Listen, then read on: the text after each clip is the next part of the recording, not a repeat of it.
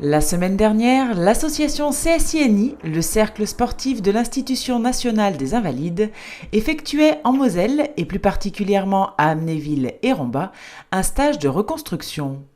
Mais avant de parler plus en détail de l'organisation de ce stage, revenons sur l'association avec le capitaine Sébastien Personne. Alors le CSINI, c'est une association de loi 1901, une association handisport, qui a pour vocation la réinsertion par le sport des personnes handicapées, physiques et sensorielles, et particulièrement l'organisation de stages de reconstruction par le sport de militaires blessés en service et militaires blessés de guerre.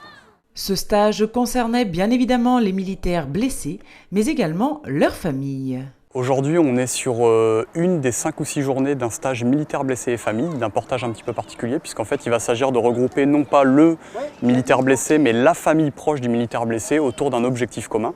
Le but étant finalement de permettre à ces familles de reconnecter un petit peu avec la famille militaire, de sortir un petit peu de leur isolement, de communiquer entre eux, d'échanger des informations et finalement de participer aussi à ce parcours et à ce cursus de reconstruction auquel peuvent participer leur mari ou leur épouse. Jeudi après-midi, c'était donc tir à l'arc avec la première compagnie d'arc de Romba. Installés au Fond Saint-Martin, les participants ont pu essayer cette activité et profiter par la même occasion du cadre verdoyant et plaisant de ce lieu pour se changer les idées, reprendre confiance, reconnecter avec l'esprit de groupe, la cohésion et retrouver tout simplement goût à la vie. Car au-delà de la blessure physique, il y a la blessure psychologique qui pousse ces militaires à se retrancher dans l'isolement. Une blessure, finalement, elle n'est pas toujours visible, dans le sens où, pour nous, être blessé, c'est forcément quelqu'un à qui il manque une jambe ou à qui il manque un bras.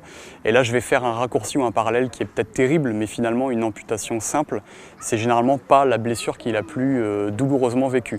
Après, on peut imaginer tout un tas de blessures qui ne sont pas forcément visibles de l'extérieur, en sachant que même avec une amputation, on peut très bien vivre.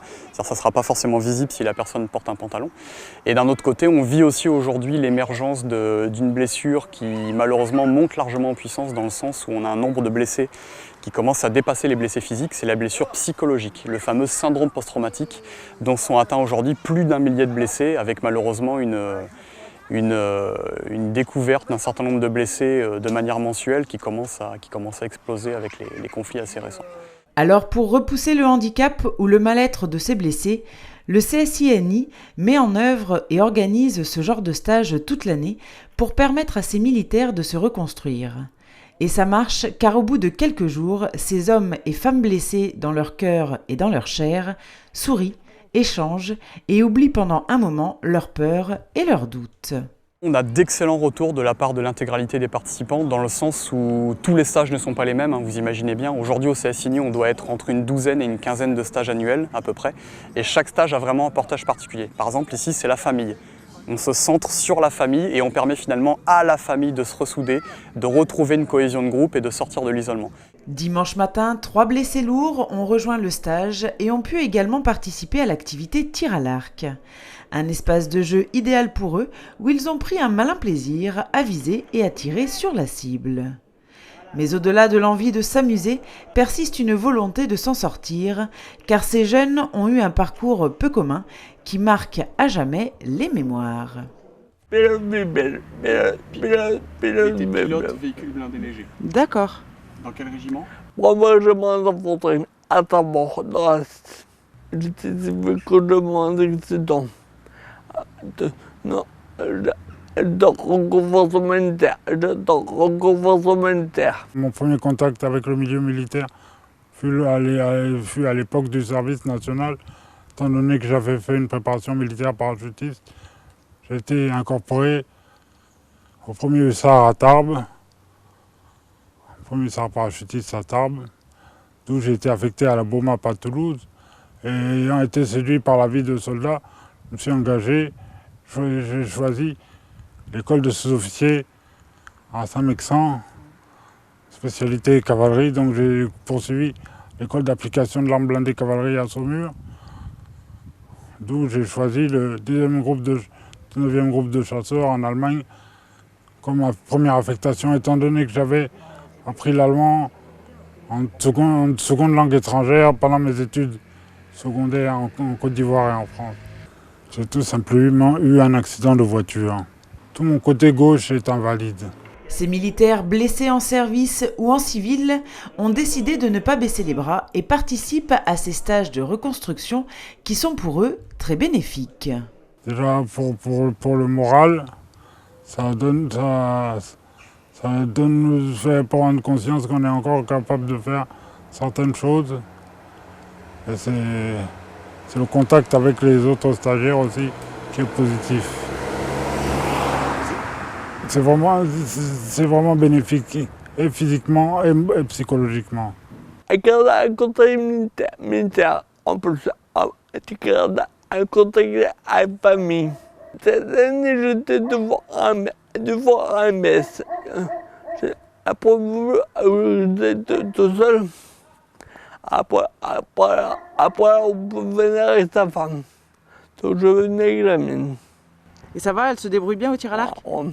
Il a failli pas venir avec parce qu'il sait qu'elle va être plus forte que lui. Alors, du coup, Même pas peur.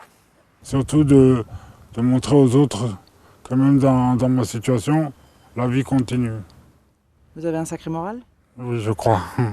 Émile est un exemple pour beaucoup et sa force de caractère lui permet de relativiser et de prendre la vie du bon côté. J'ai pris conscience que j'étais moi-même la première de mes aides. Et j'ai compris que si je n'étais pas personnellement positif, on ne pouvait pas l'être à ma place.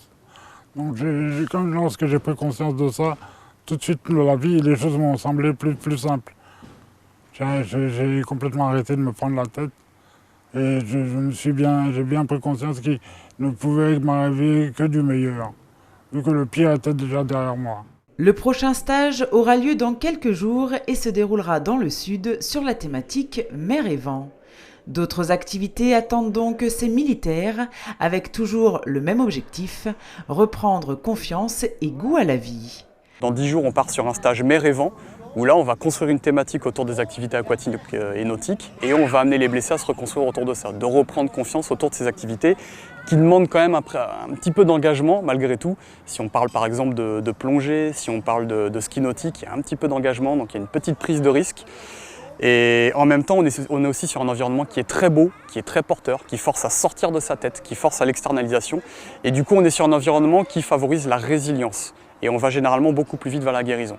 Un sacré challenge, pas toujours facile à surmonter, mais tellement important à atteindre. En tout cas, le CSINI est là pour les aider et les encourager. Et si vous souhaitez plus de renseignements, n'hésitez pas à contacter le 01 45 55 13 90 ou à envoyer un mail au csini@wanadoo.fr.